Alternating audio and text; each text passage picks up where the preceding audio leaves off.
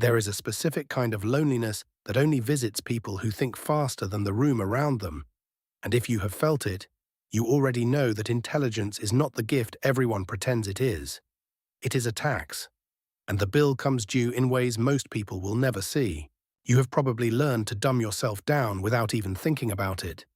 You stop mid-sentence and rephrase. You laugh at jokes you decoded 3 beats before the punchline. You nod along to explanations of things you understood in the first 6 seconds. This is not humility, this is camouflage. The psychologist Lita Hollingworth called it the problem of the highly intelligent child in the early 20th century. She found that kids with extremely high cognitive ability often became socially isolated, not because they lacked social skills, but because the gap between their internal experience and everyone else's was too wide to bridge. That gap does not close when you grow up. It just gets harder to talk about. Here is what almost no one tells you. When you are always the one who sees the pattern first, who connects the dots while others are still looking for the dots, you start to live in a strange double reality. You see what is happening, and you see that no one else sees what is happening, and you cannot unsee either one. So you learn to translate. You take the thing you understood in 1 step and break it into 5 steps, so it sounds like everyone else arrived there together. You watch people congratulate themselves for reaching a conclusion you handed them. And you say nothing, because saying something would make you the problem. This is where the isolation starts to calcify. It is not that you think you are better. It is that you are tired. Tired of explaining. Tired of waiting. Tired of pretending that the gap is not there. And tired of people assuming that if you are smart, you must also be cold, arrogant, or incapable of feeling. Here is the mechanism underneath. The brain craves what psychologists call cognitive empathy, the ability to share a model of the world with someone else.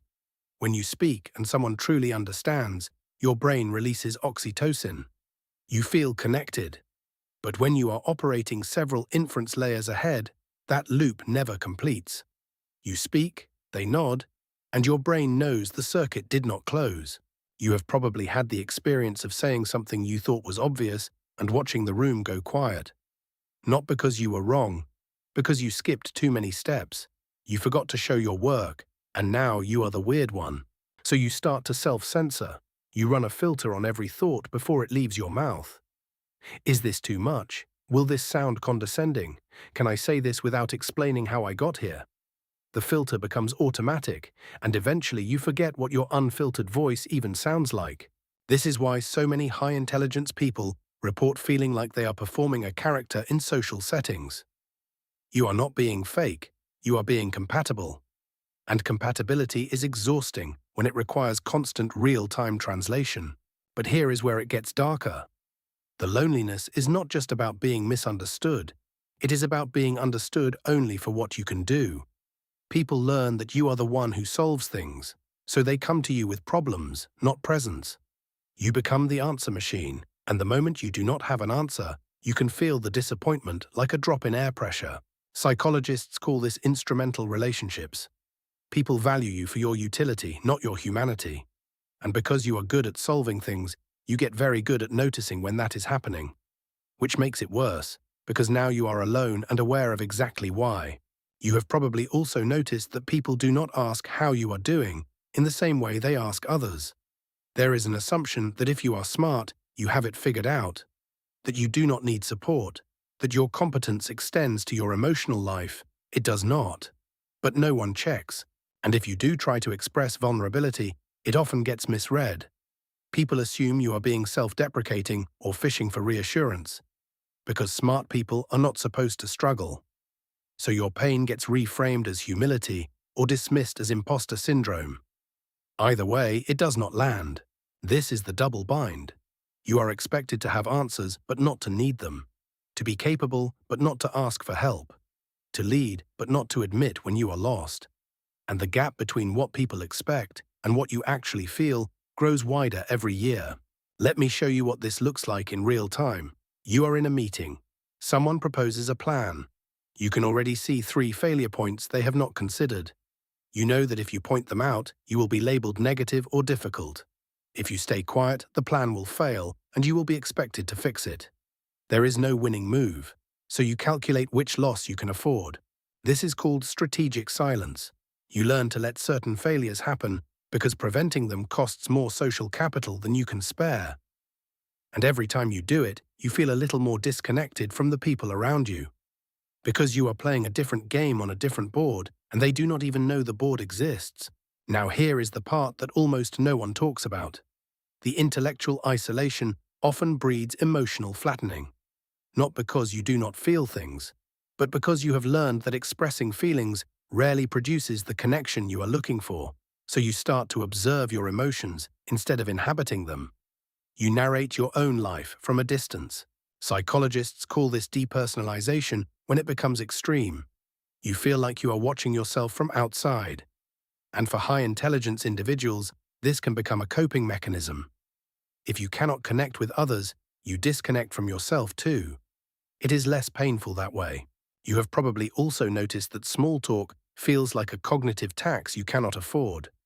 Not because you are too good for it, but because your brain is built to find patterns and meaning, and small talk offers neither. So you endure it, and people think you are cold. But you are not cold. You are just starving for a conversation with weight. And when you finally do meet someone who thinks at your pace, the relief is so intense it can feel like addiction. Suddenly, you do not have to translate. You do not have to slow down. You can finish each other's thoughts, and it does not feel invasive. It feels like finally being seen. But those people are rare. And when you lose one, the loneliness afterward is worse than before. Here is the turn. The cost of being the smartest person in the room is not just loneliness. It is the slow erosion of your belief that connection is even possible. You start to assume that no one will understand. So you stop trying to be understood. And that assumption becomes a self-fulfilling prophecy. You withdraw not because you want to, but because every attempt to bridge the gap has confirmed that the gap is real. And once you stop reaching, people stop reaching back. They assume you prefer to be alone. And you do not correct them, because explaining would require them to understand the very thing they have already proven they cannot see. This is why high intelligence is correlated with higher rates of existential depression. Not because smart people are broken, but because they are aware. Aware of the gap, aware of the performance, aware that most people will never know what it feels like to be constantly translating your own thoughts into a simpler dialect just to be tolerated. But here is what you can do with this. First, stop treating the gap like a flaw in you. It is not. It is a mismatch between your operating system and the environment. That does not make you defective. It makes you rare.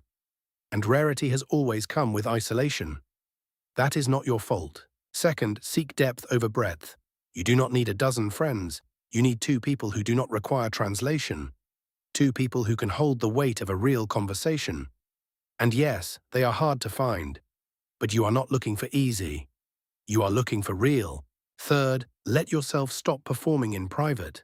When you are alone, stop explaining yourself to the imaginary audience. Let your thoughts move at full speed. Write them down if you have to, but give yourself one space where you do not have to be compatible. You need that to stay sane. And finally, understand this. The loneliness you feel is not a sign that something is wrong with you. It is a sign that you are aware of something most people never see. You see the gap. And seeing it is the first step to deciding what you want to do about it. You can keep performing, or you can start building a life where you do not have to. The hidden cost of being the smartest person in the room is that you spend most of your life in rooms where no one knows how much you have already paid. But you know. And that knowledge is the only thing that has ever belonged entirely to you.